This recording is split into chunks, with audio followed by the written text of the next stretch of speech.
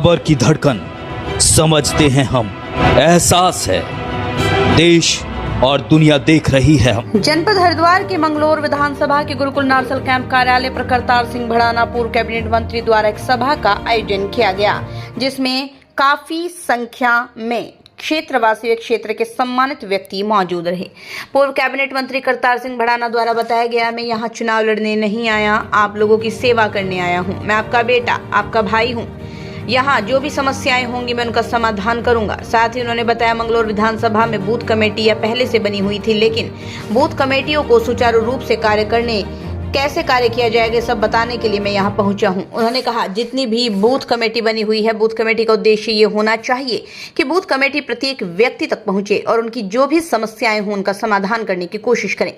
साथ ही उन्होंने दीपावली की विधानसभा क्षेत्रवासियों को अग्रिम बधाई भी दी और कहा, इस दिन श्री राम प्रभु वनवास से लौटकर अयोध्या पहुंचे थे। उनकी खुशी में अयोध्या वासियों ने पटाखे मिठाइयां बांटी थी, इसलिए हम सबको मिलकर दीपावली का पर्व मनाना चाहिए। ये त्योहार खुशी सौहार्द का त्योहार है। उन्होंने कहा, आगामी 2027 के चुनाव में अगर भारतीय जनता पार्टी उन पर विश्वास जताती है तो मैं यहां से चुनाव लड़ूंगा और जनता से विनती करता हूं, मुझे भी सेवा का मौका अवश्य दें। जनपद हरिद्वार से मेहरबान मलिक की रिपोर्ट। और वास्तव में मैं अपने गांव नार्सल कला की बात करूं तो ऐसा काम हमारे यहाँ रुका हुआ था। आर्य समाज मंदिर में जो हमारा हॉल था उसे भड़ाना जी ने ही पूरा कराया। सबसे पहले तो मैं इनका धन्यवाद करना चाहता हूँ अपने गांव में।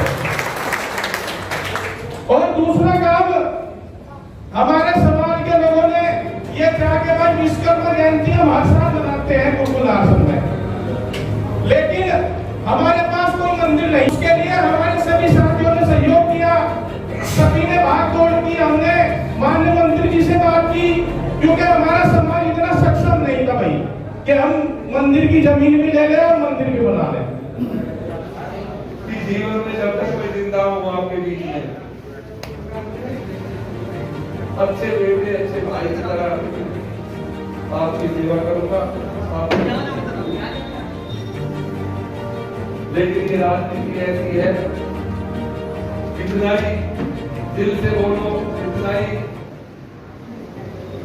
सच्चाई से बोलो, लेकिन यकीन नहीं आता, क्योंकि राजनीति है ही ऐसी, इसमें जल्दी से यकीन नहीं आता किसी को।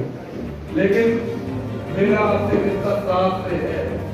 2007 में मैं पहली बार आपके बीच में आया, पर उस दिन मैं तो ये कहूंगा कि मेरे नसीब में आपकी सेवा नहीं थी। नहीं तो जिस तरह का माहौल था, अगर टिकट जाने का होता तो 4 से अब तक मैं आपकी सेवा में होता। लेकिन मैं ये सोच के कि जो टिकट कटा उसमें कोई भला होगा और मुझे कहीं और का कर्ज भी चुकाना होगा, इसलिए शायद मिला। लेकिन मैं ईमानदारी से आपको विश्वास दिलाता हूँ कि मैं सिर्फ और सिर्फ जो पिछले जन्मों का, क्योंकि हमारे धर्म में पिछला जन्म, इस्लाम में तो लोग नहीं मानते, लेकिन हमारे हिंदू धर्म में इसको मानते हैं कि फिर पीछे का जन्म होता है। तो मैं यही सोच के आपके बीच में आया हूँ कि कभी न कभी मैं साधु भक्ति करके आपके बीच में रहूंगा।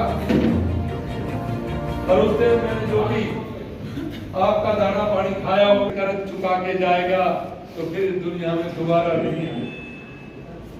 अब ये सच्चाई है।